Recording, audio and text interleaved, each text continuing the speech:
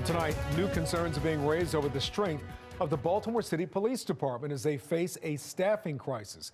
Good evening, I'm Kai Jackson. And I'm Mary Bubala. This comes one day after the police commissioner, Richard Worley, revealed officers are working extraordinary amounts of overtime to try and fill the gaps. That's right. Fox 45's Rebecca Pryor joins us live with a closer look at the impact this is having on police and public safety. Rebecca?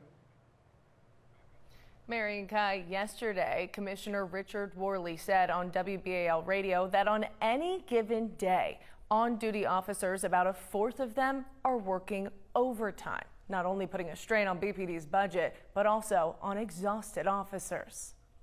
Day or night in Baltimore City, crime rarely takes a break, and neither did the officers tasked with keeping you safe 24 hours a day. Right now, Baltimore's police force stretched thinner than ever before, facing a steady decline for the last 2 decades. Going down every single year. Over the last 20 years, I think there's only been 1 year where we had an increase, and that was 1 officer. We actually hired one more. On WBAL radio, Commissioner Richard Worley revealing just how severe BPD's staffing crisis has become, saying citywide they're currently short 621 officers. And to fill the gaps. 25% of our officers working patrol every day are on overtime. Meaning on average, 1 in every 4 officers you see on the streets are working overtime. Some of them volunteering for more pay.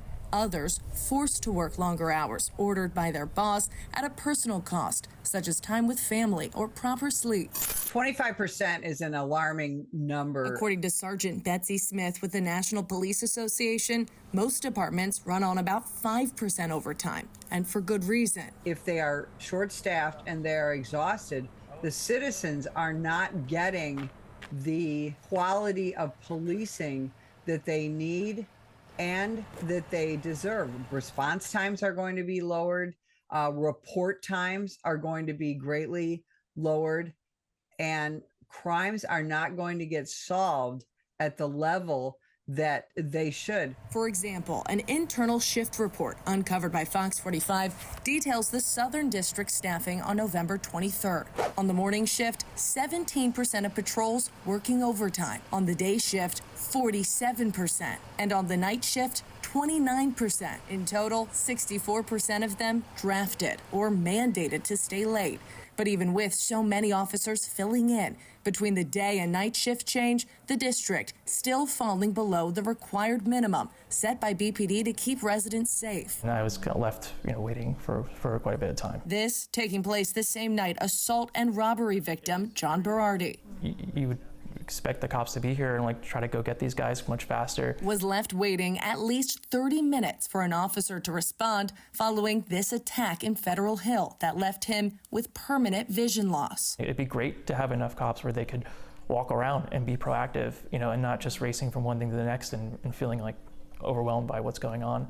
There's a phenomenon called tired cops, and I want to emphasize that these police officers are expected to make use of force decisions that are going to be scrutinized potentially for years to come. It's an ongoing battle Smith says the city can't afford to lose or sustain. No agency should put their police officers in that position. Police Union President Mike Mancuso also says that this doesn't bode well for BPD's recruitment and retention initiatives. He adds that the new contract BPD recently secured is a step in the right direction, but he also argues that salaries still aren't high enough to compete with neighboring jurisdictions. Reporting live in Baltimore City, Rebecca Pryor, Fox 45 News.